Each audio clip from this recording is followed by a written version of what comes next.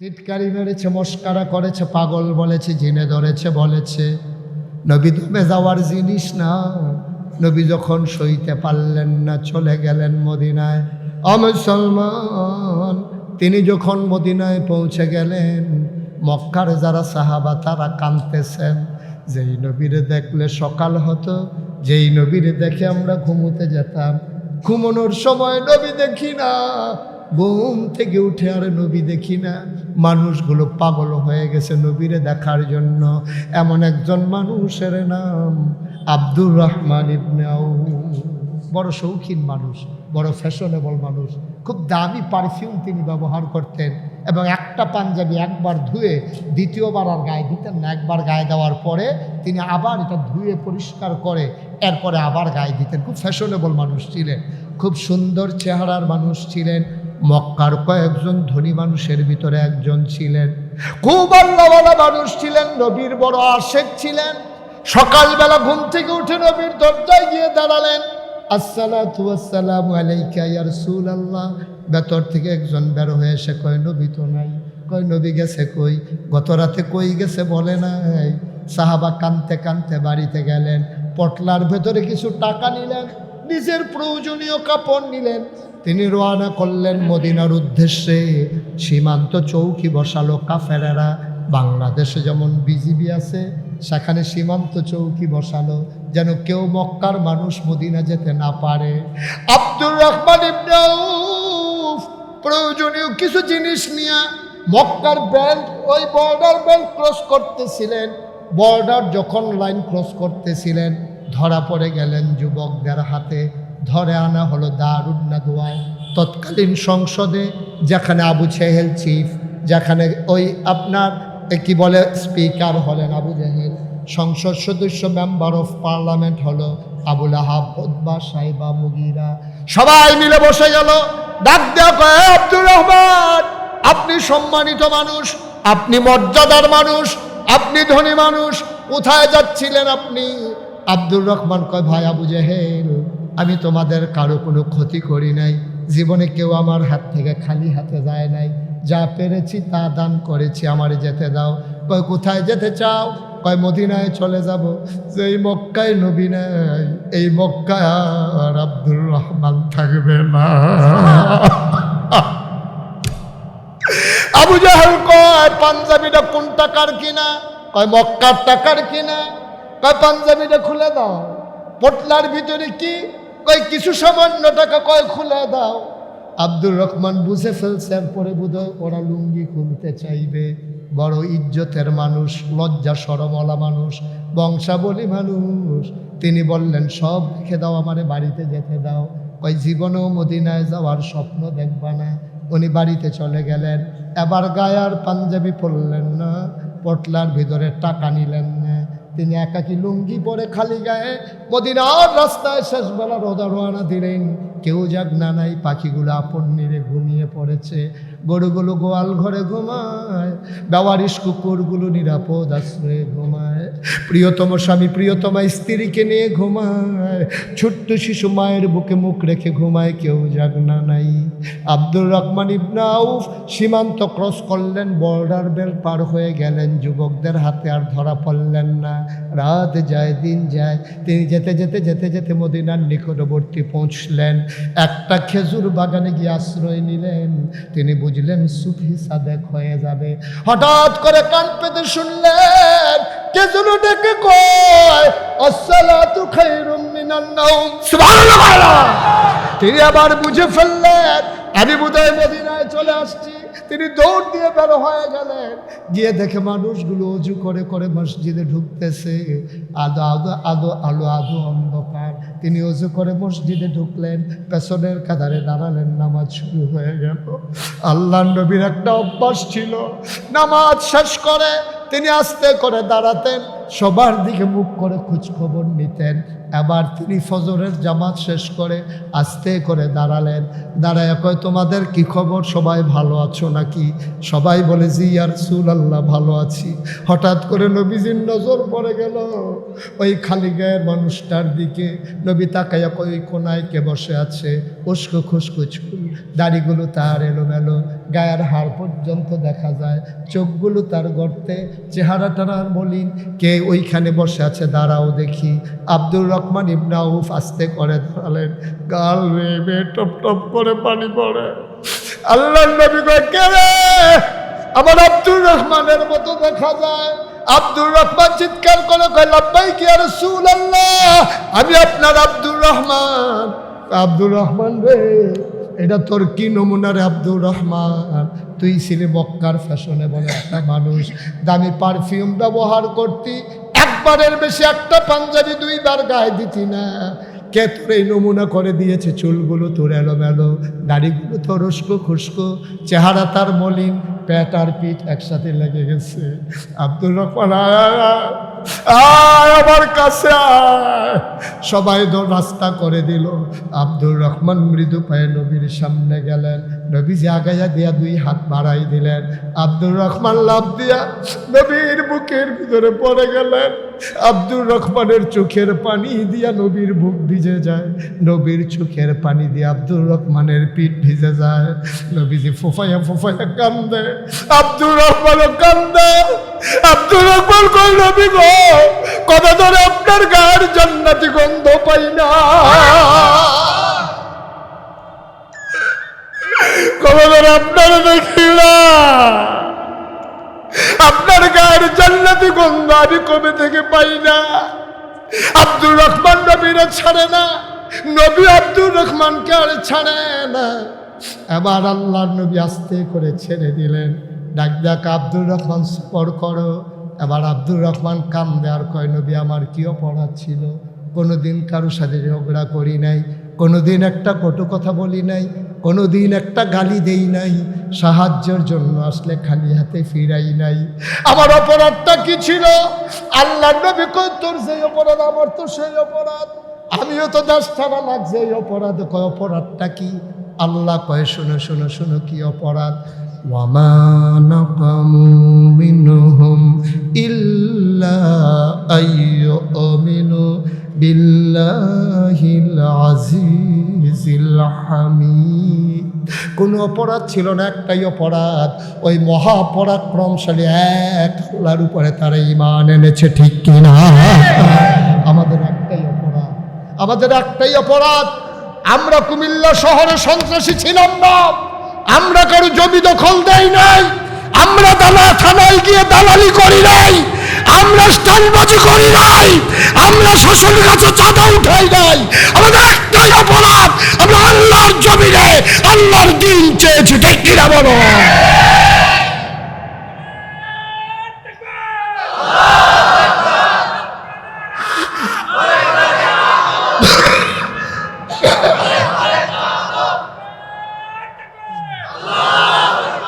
সবাই পড়েন আমিন। আবার আসবো ইনশাআল্লাহ, কথা হবে, দেখা হবে ইনশাআল্লাহ। আমি তো আপনাদেরই মানুষ, আপনাদের প্রতিবেশী। আমি জুড়ে চিৎকার করলে আপনারা শুনবেন, আপনারা চিৎকার করলে আমি শুনবো। একেবারে আপনাদের কাছের মানুষ হয়ে গেছি। আমার অসুখতলাই আমার বাসা, আপনার ইচ্ছে করলে দৌড়ে গিয়েও দেখা করতে পারবেন। আবার আসবো ইনশাআল্লাহ, দেখা হবে মাহফিলে, কথা হবে কোনো এক ময়দানে।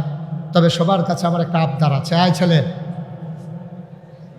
সবার কাছে আমার একটা আবদার আছে। আপনারা জানেন, সোশ্যাল মিডিয়ায় দেখেছেন, প্রিন্ট মিডিয়া, ইলেকট্রনিক্স মিডিয়ায় দেখেছেন, নাগাইশ দরবার শরীফ আজকে 18 একর জায়গার উপর একটা কমপ্লেক্স, যেখানে 10টা প্রতিষ্ঠান। সেখানে আমি আল্লাহর খাস মেহেরবানি আপনাদের সকলের সহযোগিতা নিয়ে 6000 লোক নামাজ পড়তে পারবে এরকম একটা মসজিদের কাজ ধরেছি। বলেন আলহামদুলিল্লাহ। মসজিদের নিচতলায় হাসপাতাল, দোতলায় 3 তলায় মসজিদ, একসাথে নামাজ পড়তে পারবে 6000 লোক। এই মসজিদের প্রাক্কলিত ব্যয় ধরা হয়েছে 30 কোটি টাকা। কয় কোটি? আমি নিজে গরিব মানুষ, অত ধনী মানুষ না। আমি নিয়ত করেছি 1 বছর মাহফিল। আয় ছেলে, তোমরা এরকম শুরু করলা কেন? 1 বছরে আমি যত মাহফিল করে যত হাদিয়া পাবো, পুরো 1 বছরের হাদিয়া আমার মসজিদ আমি দান করে দেব, নিয়ত করেছি। আমি 25 লক্ষ টাকা দিয়া তারপরে আবার মসজিদের কাজ শুরু করেছি। আপনাদের এই মঞ্জু আবার মসজিদের গর্বিত একজন সদস্য। আপনাদের এই মনির ঘরোয়া হোটেলের মনির, প্রফেসর মনির, উনি আবার মসজিদে দানের হাত বাড়িয়ে দিয়েছেন। আমি আপনাদেরকে সাবধান করি, জীবনে কোনোদিন মুশতাক ফয়েজ এই হাত পাতে নাই। বাংলাদেশের কারো কাছে হাত পাতে নাই, কিন্তু এই মসজিদ আমার স্বপ্ন, এই মসজিদ আমার অহংকার। আমি মাঝে মাঝে আল্লাহর সাথে কেঁদে কেঁদে বলি, আল্লাহ এই মসজিদ যদি শেষ হওয়ার আগে আমি মরে যাই, এই মসজিদ কে করবে? আমি আল্লাহর কাছে বলি, আল্লাহ তুমি না তোমার বন্ধু নবী বলেছেন, মাম বানা লিল্লাহি মসজিদান বানাল্লাহু লাহু বাইতান ফিল জান্নাহ, যে দুনিয়ায় মসজিদ বানাবে আল্লাহ নাকি জান্নাতে তার জন্য ঘর বানাবে। সুবহানাল্লাহ বলবেন না? আমি চাই সবাই মিলে এক জান্নাতে থাকতে পারি ওই মসজিদ বিনির্মাণের মাধ্যমে। এখানে যারা আছেন একটা দুটো দয়া করে খালি যাবেন না। আপনি 1,000 টাকা দেন, আপনি 500টা টাকা দেন, আপনি 100টা টাকা দেন, আপনি 2টা টাকা দেন, তারপরে আপনি বলতে পারবেন যে 6,000 লোক মসজিদে নামাজ পড়বে, ওই মসজিদে আমিও গর্বিত সদস্য, আমিও একজন নির্মাতা। আল্লাহ কবুল করবেন ইনশাআল্লাহ। একটা লোকও দয়া করে খালি যাবেন না। আমার আবদার, আর একটা আবদার হচ্ছে, এখন এশার নামাজ হবে, নামাজের পরপরই আমাদের আজকের মাহফিলের প্রধান আলোচক ডক্টর হিফজুর রহমান সাহেব খুব ভালো আলোচনা করেন, শুনলেই বুঝবেন উনি ইনশাআল্লাহ কথা বলবেন। আপনারা ছুটোছুটি করেন না। এই আমার মসজিদটার জন্য আমি হাতটা বাড়াইলাম, আপনারা আমার নিজের মানুষ, ঘরের মানুষ, একটা লোকও খালি যাইয়েন না। মাশাআল্লাহ, আমার এক কলিজার টুকরা যুবক, উনি 1,000 টাকা আমার মসজিদের জন্য দিয়েছেন। আল্লাহ যেন কবুল করে। যারা ভলান্টিয়ার আছো ভাই, হাইটেন না, হাইটেন না, এই পিছন থেকে শুরু করে একবারে গেইটে যারা এখানে দাঁড়ানো, তোমরা যারা ভলান্টিয়ার আছো এবং ইউটিউবার যারা আছো, সবাই একটু ভিতরে ঢুকো। যারা 1,000 5,000 টাকা দিতে চান, আল্লাহ বরকত দেবে ইনশাআল্লাহ, ইনশাআল্লাহ আল্লাহ ঢাইলা দেবে, নিয়ে কুলাইতে পারবেন না। একজন লোকও খালি যাইয়েন না দয়া করে। আমার এটা একটা আবদার, আমার আবদার। আল্লাহ বরকত দেবে ইনশাআল্লাহ। আমার এই ঘরোয়ার প্রফেসর মনির সাহেব,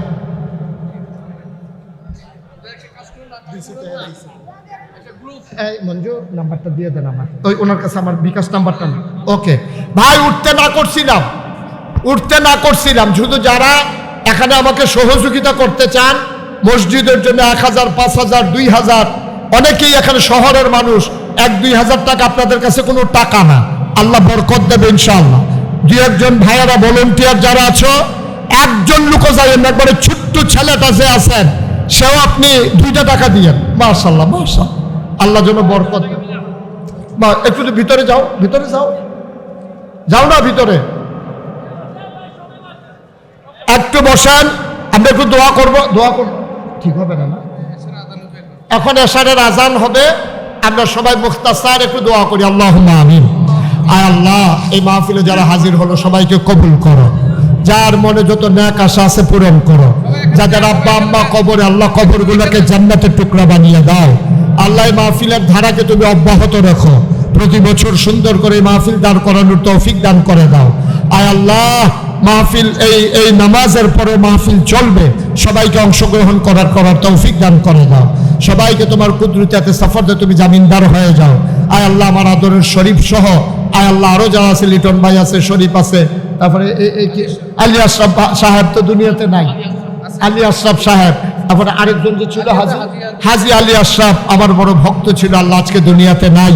আল্লাহ, হ্যাঁ আছে, কই আছে? আল্লাহ তুমি সবাইকে কবুল করো, সবার মনের আশা তুমি পূরণ করে দাও। আয় আল্লাহ, আমি 24 তারিখে ধর্মপুর রেল স্টেশনের কাছে আসবো। মাশাআল্লাহ, 24 তারিখে মুসলমানের লক্ষণ না, মুসলমানের লক্ষণ হচ্ছে ঈমান আনার পরে 1 নম্বরে নামাজ। সুবহানাল্লাহ বলবেন না? দাড়ি তো রবীন্দ্রনাথ ঠাকুরের আছে, আপনি টিকি দাড়ি, হেবার আর দাড়ি কাটলে 15-20 জনের হাওলাত দেওয়ান যাইব। হেই বেড়ায় দাড়ি লইয়া ইমানদার হইতে পারে নাই। এইরকম টুফিওয়ালা দেখবেন, এমন টুফি 2.5 হাতের মতো উফরি দিয়া লম্বা, এই টুফি কাটলে আরো 15-20টা টুফি বানান যাইব। পাঞ্জাবি এরকম অনেক আছে লম্বা। আমি বলি লম্বা পাঞ্জাবি বানানোর জন্য ইমান লাগে না, 1.5 গজ কাপড় বেশি লাগে। ঠিক কিনা কম? আপনি বাচ্চা পাঞ্জাবি কিনে আনছেন দোকানতে রেডিমেড, আপনি এটা লম্বা বানাইতেন স্যার, তো এটা রেডিমেড কিনা নাই না, দর্জির দোকান কইবেন যে একেবারে এই তাকনুর পর্যন্ত তুই আমার পাঞ্জাবি কয় গজ লাগবো, তো হাতে যেই যত গজ কাপড় করবে এত গজ দিবেন, তো এত লম্বা পাঞ্জাবি। লম্বা পাঞ্জাবির লেগে বড় হুজুর লাগে না, দাড়ি রাখার জন্য ইমান লাগে না। কোন বেঈমান কাফের যদি মনে করে আমি আর দাড়ি কামাবো না, তো কয়দিন পরে তার দাড়ি হয়ে যাবে। টুপি মাথার দেওয়ার জন্য 10 টাকা দিয়ে টুপি পাওয়া যায়, আর আপনি যদি মনে করেন টেহাও লাগতো না, অনেক মসজিদও দেখবেন টুপিটা গাই রেহে মাথার দিয়া মনো নাই কই আটতে আটতে বাজ যাইবেন গা, খুলতেন মনো নাই। এটা দিকে আপনার কি ভাসুইব নাকি টুপির লিগে? টুপির জন্য ইমান দরকার নাই, দাড়ির জন্য ইমান দরকার নাই, পাঞ্জাবি গায়ে দেওয়ার জন্য মুসলমান হওয়া দরকার নাই। অনেক কাফের বেদিন পাঞ্জাবি গায়ে দেয়, অনেক কাফির বেদিন টুপি মাথায় দেয়, অনেক কাফের বেদিন টুপি রাখে কিন্তু না দাড়ি রাখে। এখন যদি বলেন মুসলমান হতে হলে কি হওয়া লাগবে, ওই যে বললাম 12টা ইমান এনেছ, 12:15 আজান পড়েছে, 1 নম্বরে তোমার নামাজ লাগবে, ঠিক কিনা? আচ্ছা, আপনি যদি বলেন যে হুজুর আমি ইমানদার, নামাজ পড়ছি না, নামাজ পড়লাম না, আমি ইমানদার, সমস্যা আছে? হ্যাঁ সমস্যা তো আছে। এটা আমার কথা না তো, আল্লাহ নবী বলেছেন 1500 বছর আগে, মান তারাকা সালাতা মুতাআম্মাদান ফাকাদ কাফারা। নবীজি কয় যে ব্যক্তি হাসতে হাসতে ইচ্ছাকৃত নামাজ ছেড়ে দিয়েছে, ইচ্ছা করে যেই ব্যক্তি নামাজ ছেড়ে দিয়েছে, নামাজ ছাড়া যাবে কয়েকটা কারণে। তুমি বেহুশ হয়ে গেছো, তোমার হুশ নাই, তোমার নামাজ তোমার উপরে তখন আর ফরজ নাই, তুমি ঘুমিয়ে পড়েছো, ডাকার মতো কেউ নাই, নির্জন নিরিবিলি কোনো বনভূমিতে কোনো মরুভূমিতে তুমি একাকী ঘুমিয়ে পড়েছো, তোমার ডাক দেওয়ার কেউ নাই। তুমি নামাজ না পড়লা কেন, এটার জন্য তোমার জবাব দিতে হবে না, যেহেতু তোমার ডাকার কেউ ছিল না। তুমি পাগল, তোমার নামাজ পড়া লাগবে না। তুমি নাবালক, তোমার নামাজ পড়া লাগবে না। নাবালক, পাগল, ঘুমন্ত আর হইল যে মানুষ, হ্যাঁ কি অজ্ঞান, বেহুশ। থ্যাংক ইউ, এই যে মনে রাখছে, উনি না থাকলে তো ওয়াল ঢাকায় তুই গেল কইল হবে। মার হাবা কয় না রে। 4জন ব্যক্তি ছাড়া কেউ যদি ইচ্ছাকৃত নামাজ ছেড়ে দেয়, মান তারাকা সালাতা মুতাআম্মিদান ফাকাদ কাফারা, যে নামাজ ছেড়ে দিল সে সাথে সাথে কাফের হয়ে গেল।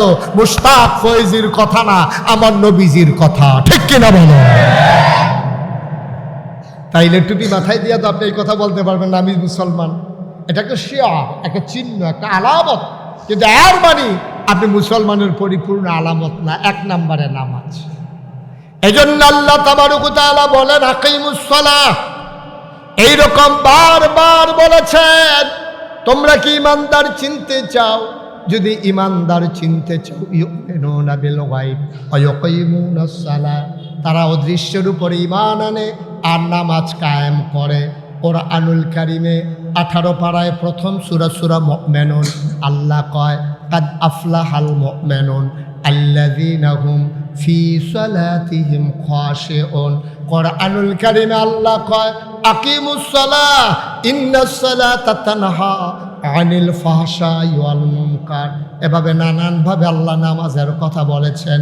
ও মুসলমান, আমরা যাও নামাজ পড়ি, যারা নামাজ পড়ি, নামাজ যেমন করে পড়া দরকার ছিল তেমন করে নামাজ পড়া হয়ে উঠে না, ঠিক কিনা? আল্লাহ রাব্বুল আলামিন কোরআনে 18 পারায় প্রথম সূরা সূরা মুমিনুনে কি কথা বলেন তো এখানে ভাই, কত সুন্দর করে আল্লাহ বলেছেন কাদ আফলাহাল মুমিনুন। ওই মুমিন সে সফল কাম, আল্লাযীনা হুম ফি সালাতিহিম খাশিউন। ওই সফল কাম মুমিন যে নামাজের ভিতরে ভীত সন্ত্রস্ত, ভয়ে কম্পমান, নামাজ যখন পড়ে এমনভাবে পড়ে আনতা আবুদুল্লাহ কাআন্নাকা তারাহু ফাইন লাম তাকুন তারাহু ফাইন্নাহু ইয়ারা। সুবহানাল্লাহ বলবেন না? আপনি যখন নামাজে দাঁড়াবেন, নামাজে যখন দাঁড়ালেন, আগে ঠিক করে নেবেন আপনি কেন নামাজ পড়তেছেন। ওই যে আমি বললাম আপনি ইমানদার, এটা প্রমাণের জন্য আপনার নামাজের দরকার। তাইলে আপনি আগে নিয়ত ঠিক করে নেবেন কেন নামাজ পড়বেন। এই জন্য আবাদত, যে কোনো আবাদত কবুল হওয়ার জন্য শর্ত হইল 3টা। 1 নম্বরে সহি নিয়ত, 2 নম্বরে সঠিক নিয়ম, 3 নম্বরে হালাল খাওয়া। কোনো আবাদতের ভিতরে এই 3টা জিনিস যদি না থাকে, মানুষটার আবাদত আল্লাহ পর্যন্ত পৌঁছবে না, ঠিক কিনা? আপনি নামাজ পড়বেন। কেন নামাজ পড়ছেন? আপনি যদি আমি জিজ্ঞেস করি আজকে নামাজ পড়ছেন কেন, আপনি বলবেন যে হুজুর আপনার মাহফিল হবে, খেতাসার মাহফিলে আসছি, আজও যদি নামাজ না পড়ি তার নামাজ পড়াম কবে? সকলে নামাজ পড়তেছে, আমিও নামাজ পড়ছি। আপনি নামাজ ফরজ এই জন্য পড়েন নাই। যদি আপনার উপরে নামাজ ফরজ এই জন্য যদি আপনি নামাজ পড়তেন, আপনার গলায় ছুরি আসতো, আপনি নামাজ ছাড়তে পারতেন না, ঠিক কিনা? কেউ আপনার নামাজ ছাড়াইতে পারত না। আপনি ছেড়ে দেন কেন? আপনি ফরজ বুঝেন না। আপনি সামাজিক নামাজ পড়েন, আপনি রাজনৈতিক নামাজ পড়েন, আপনি এই ব্যক্তিগত নামাজ পড়েন। এই নামাজ আপনি আল্লাহর জন্য পড়েন না, অথচ আল্লাহ কোরআনুল কারীমে নকিবে থেকে বলেন, কুল হে রাসূল আপনি বলে দেন, ইন্না সালাতি ওয়া নুসুকি ওয়া মাহইয়ায়া ওয়া মামাতি লিল্লাহি রাব্বিল আলামিন। নবীকে বলতেছে, নবীকে আপনি যাই করবেন আপনি বলে দেন, ইন্না সালাতি আমার নামাজ, ওয়া নুসুকি আমার কোরবানি, ওয়া মাহইয়ায়া আমার জীবন, ওয়া মামাতি আমার মরণ। অর্থাৎ জীবন মরণের মাঝামাঝি আমার ব্যক্তি জীবন, আমার পারিবারিক জীবন, আমার সমাজ জীবন, আমার রাজনৈতিক জীবন, আমার ইন্টারন্যাশনাল রিলেশন, আমার অর্থনৈতিক জীবন, যা কিছু কেবলমাত্র শুধুমাত্র একমাত্র লিল্লাহি রাব্বিল আলামিন, আল্লাহ রাব্বুল আলামিনের জন্য, ঠিক কিনা কন? তাহলে আমি কাপড় পরব ওইভাবে যেই কাপড় পরলে নবীর তরিকা অনুযায়ী হয় এবং আমার আল্লাহ সন্তুষ্ট হয়, ঠিক কিনা? আমি নামাজ পড়ব ওইভাবে যে নামাজ হবে শুধুমাত্র আল্লাহর জন্যে, দুনিয়ার কাউকে দেখানোর জন্য না। আমি বলছিলাম আমাদের নামাজ নানান কারণে হয়। মেয়ে বিয়ের উপযুক্ত, মেয়ের দেখার জন্য ছেলের পক্ষের লোক আসছে, সবাই নামাজি মানুষ, ছেলেও মাদ্রাসায় পড়ে। এখন যদি মেয়ের বাবা নামাজ না পড়ে, নামাজ আর কি বিয়ে হয় নাকি? এখন ওই ছেলের পক্ষ সবাই নামাজ পড়তে গেছে, মেয়ের বাবা জীবনেও নামাজ পড়ে নাই, ওরা গেছে, উনি না যায় কেমনে, জন্য উনিও গেছে। এরকম আছে নাকি নাই? নির্বাচন আসছে, উনি নির্বাচন করবে, নিয়ত করছে। এখন নির্বাচন করবে, বাংলাদেশের মানুষের শতকরা 92 জন লোক মুসলমান। আহা, তুমি কি শুরু করলে এখানে বাবা? শতকরা 92 জন লোক বাংলাদেশে মুসলমান। সারা সবাই এটা পছন্দ করে যে এবার যেই দল বন্ধ করে এই দল করুক, নামাজটা যে বেড়া পড়ে এই দ্বারে মানুষ খুব পছন্দ করে। তো এবার নির্বাচন করব নিয়ত করছে, ওখান এবার আর নামাজ ছাড়ে না।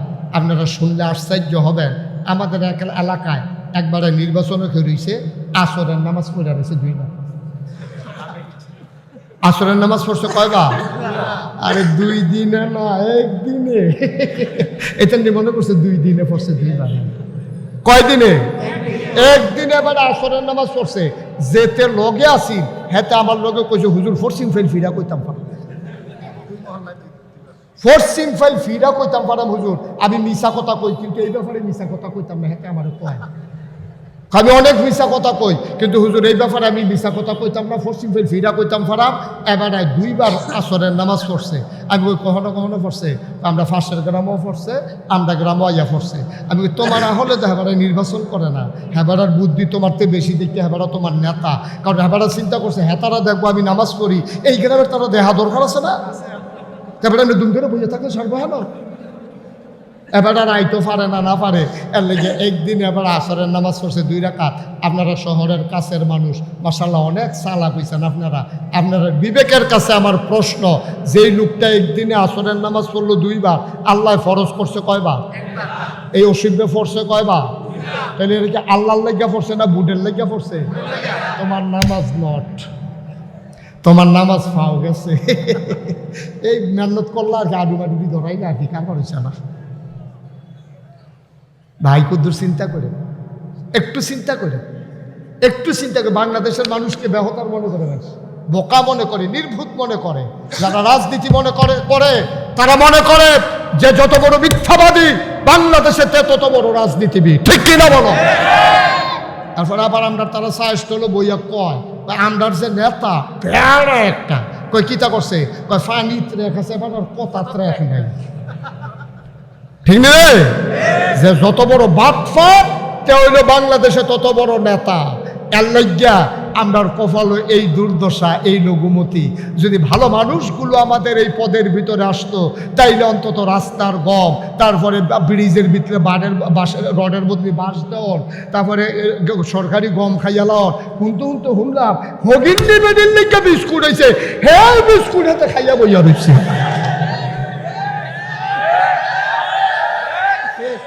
ঠাড়া ফোড়ে যে মরনা কপাল মালা। আল্লাহ দেখা রে, আল্লাহ দেখা হলো বাচ্চার সৎ আনলে আমরা কোনো থাহার কথা না, ঠিক কিনা কথা বলা ঠিক কিনা? আমি চান্দিনা মাহফিলে গেছিলাম 5-6 বছর আগে। তা আমি এমনি কইছি আর কি যে আল্লাহ ফেরেশতারা যখন কইছে, আল্লাহ যখন কইছে ইন্নী জাইলুন ফিল আরদি খলিফা, যে আমি মানুষ বানাইতাম চাই, ফেরেশতারা কইছে বানাইয়েন না। কয় কে রে বানাইতাম না কে রে? কই অসুখের দলে মারামারি করবো, কাটাকাটি করবো, ঝগড়া বিবাদ করবো, হ্যাঁ তার জমিন দখল দিয়া লাইবো, লাইন ঠেলতে সীমানা ঠেলতে আরেকবারের ভিতরে আধা ঘন্টা ঢুকতে লাইবো, এই কারবার করবো। মানুষ বানাইবেন, বুটের বাক্স লইয়ে উঠতে দিব দৌড়। আমি এই কথা কইছি, পরে মাহফিলের সব লোক দাঁড়াই গেছে। আমি ওই কি তো দাঁড়াইছেন কে রে? কই হুজুর ফাওয়াজ করেন না, ওহনার বাক্স লইয়া দৌড়ি নেই। আমি তো আও আছে, তারা আও নাই, কোনো মতে তারা স্বীকার করাইতাম পারি না বাক্স লইয়া যে দৌড়াদৌড়ি আছে। শেষ পর্যন্ত আমি কয়েকজন মুরব্বী রেজে গেলাম, ভাই আমি দি কইতাছি দৌড়াদৌড়ি আছে, তারা দি কয় নাই। কয়েকজন মুরব্বী দাঁড়াই আমার দিকে হাসি দেবে, হুজুর বাক্স লইয়া দৌড় দিব কিন্তু বুড়ে তো নাই।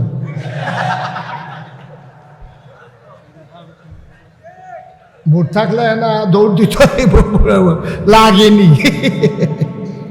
আপনার সহালে ভোট দিতে দুইটা গেছেন, রাস্তাতে ফিরাইয়া পড়ছেন না, তারা কইয়া দিচ্ছেন আইসু তা থেকে কারবার সাইড আলাই সিরাইতে।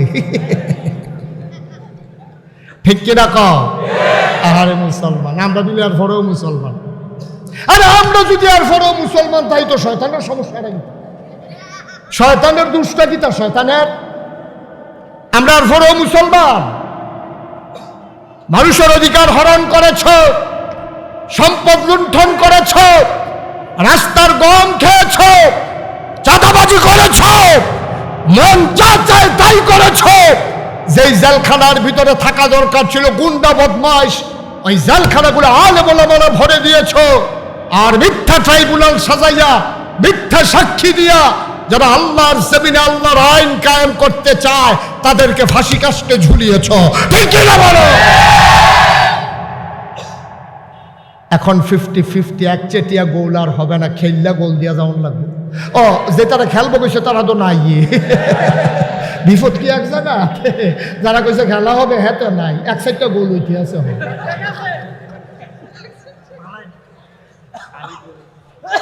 কষ্ট হইতে আছে, ওয়াজ কি উফরে পড়তে আছে?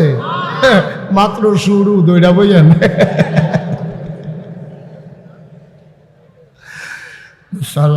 মুসলমান কয়টা জিনিস? কয়টা? 1 নম্বরে নামাজ। ওই নামাজ তোমাকে পড়তে হবে আনতা আবুদাল্লাহা কাআন্নাকা তারাহু ফাইন লাম তাকুন তারাহু ফাইন্নাহু ইয়ারাক। এমনভাবে তুমি নামাজ পড়বা যেন তুমি তোমার আল্লাহকে দেখ। সুবহানাল্লাহ কয় না? আল্লাহু আকবার। আপনি নামাজের নিয়ত করছেন, দুনিয়ার খবর নাই, ছেলেমেয়ের খবর নাই, বাড়িঘরের খবর নাই, বিবি বাচ্চার খবর নাই, অফিসের খবর নাই, কোন দিক দিয়া কে আসলো গেল কোনো খবর নাই।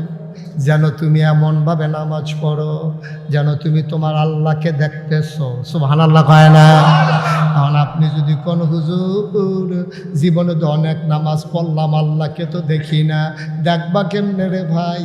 30 বছর বয়সেই বেড়ায় চোখ দিয়া খুব ভালো দেখছে, কেউ শুয়ের ভিতরে সুতা ডুহাইতে পারে না, এবারায় কয় আমার কাছে যে আমি পারিবালা, এবারায় দেখে ভালো।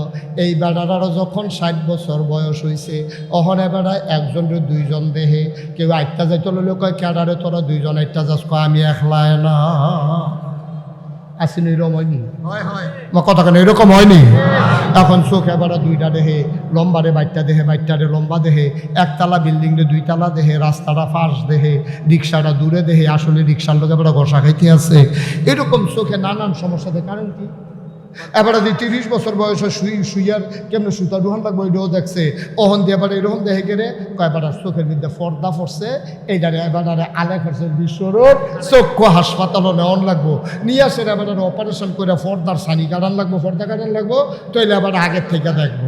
তাইলে আল্লাহ যদি কয় আনতা আবুদাল্লাহ, নবীজি কয় আনতা আবুদাল্লাহ কাআন্নাকা তারাহু, তুমি এমন ভাবে নামাজ পড়ো যেন তুমি তোমার আল্লাহরে দেখতেছো। খাতা সারের তারা কয় ইয়া হুজুর আপনি যে একটা কথা কইলেন, আমরা তো নামাজ পড়ি আল্লাহরে তো কেউ দেখি না, দেখবা কেমনে রে ভাই? দেখার লাগা যেই চোখ ছিল এই চোখের উপরে অন পর্দা পড়ছে, আলেখার চর বিশ্বর উঠ গেলে তোমার দুনিয়ার চোখের পর্দাও পারেশান হয়, আর কলবের চোখ যেটা দিয়ে আল্লাহ দেখলা ওই এটার ভিতরে তোমার পর্দা পড়ছে, এখন এই কলবের অপারেশন করা লাগবে, ঠিক কিনা? তাকুন তারাহু ফাইন্নাহু ইয়ারাক, তুমি দেখলে দেখো না দেখলে নাই, টেনশন কইরো না, তুমি তোমার আল্লাহরে দেখো না কিন্তু তোমার আল্লাহ তোমারে দেখতেছে, ঠিক কিনা? আপনি দেখেন না, আল্লাহ দেখে নাকি দেখে না? কথা কেনা দেখে নাকি দেখে না? এইরকম ভাবে যদি আপনি নামাজ পড়তেন পারেন, এই নামাজ হলো জান্নাতের জামানত, এই নামাজ জান্নাতের। আপনি এই নামাজ পড়তে পড়তে পড়তে পড়তে পড়তে পড়তে একদিন আপনি মরে যাবেন, আজরাইল আসবে, রূহ কবজ হয়ে যাবে, মসজিদের মিনার থেকে ঘোষণা আসবে মানুষটা নাই, কাফন পরি আপনাকে দাফন করে দেবে মাটির কবরে, সবাই দেখবে মাটির কবর, আপনি কবরে গিয়ে দেখবেন মাটির কবর মাটি নেই, মাটির কবর জান্নাতের টুকরা হয়ে গেছে। ওই জান্নাতের টুকরার ভিতরে আপনি ঘুমিয়ে আছেন, কবর যাদের আযাব হবে, জাহান্নাম হবে, রাত তাদের শেষ হতে চাইবে না, কবর যাদের জান্নাত হয়ে যাবে।